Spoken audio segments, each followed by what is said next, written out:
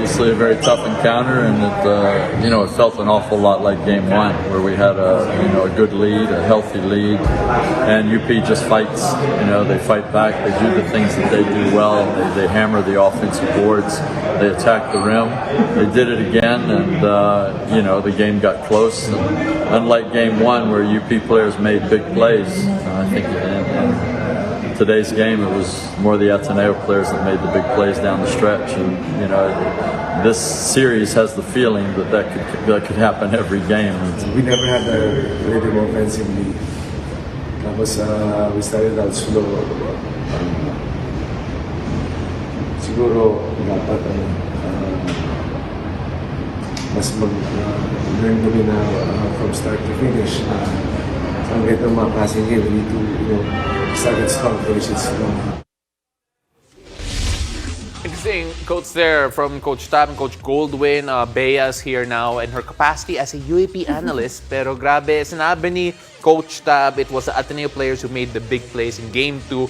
Game 1, it was UP. It feels like a series wherein it would always boil down to whoever makes the big plays, Bea. Exactly. I have to agree with Coach Tab Baldwin that it was the endgame execution this time of Ateneo that allowed them to win. But Pao, more than the endgame execution, I have to pinpoint two statistical departments that made Ateneo have a better possession to win that ball game, and that was offensive rebounds and second chance points. These two departments were two that UP dominated in Game 1, but in Game 2, Ateneo, credit to the adjustment of the Ateneo coaching staff. They were able to turn things around. Offensive rebounds, they dominated that 18-15. Second chance points, they dominated that 16-8. So really credit to the adjustment of Coach Tab Baldwin. But another thing that I really admire for Ateneo is their bench points. They more than doubled it. They scored 32 points off their bench points, led of course by their graduating players, Gian Mamuyak and Tyler Tio. They really proved that, they didn't want last night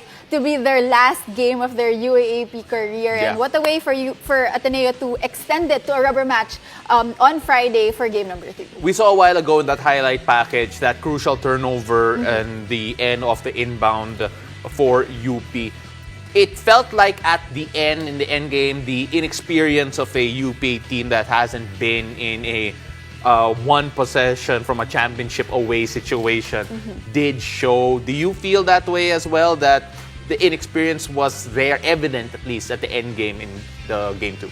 You could say that maybe it is the inexperience, but we have to note that Coach Goldwyn Monteverde, he's a champion coach in the juniors division. Carl Tamayo, he's also a champion player with the NU Bullpups. So I guess those late game adjustments, those late game miscues, especially that last possession with Richie Rivero. But as Coach Goldwyn Monteverde mentioned, the team has to be able to help each other out. The coaches have to be able to communicate with the players. So excited for Game 3 because you can see, you cannot deny how both teams really want to win. And now that it's the rubber match, we really don't know who's gonna win. It will all boil down to execution. I think that to the statistical department in terms of rebounding and second chance points, I feel will really spell the difference in game number 3. Well, there already is an announcement that sold out yung Mall of Asia Arena para sa game number 3. And we don't have a lot of time here, Bea, but if you could give us one key to win the game for both UP and Ateneo, what are those?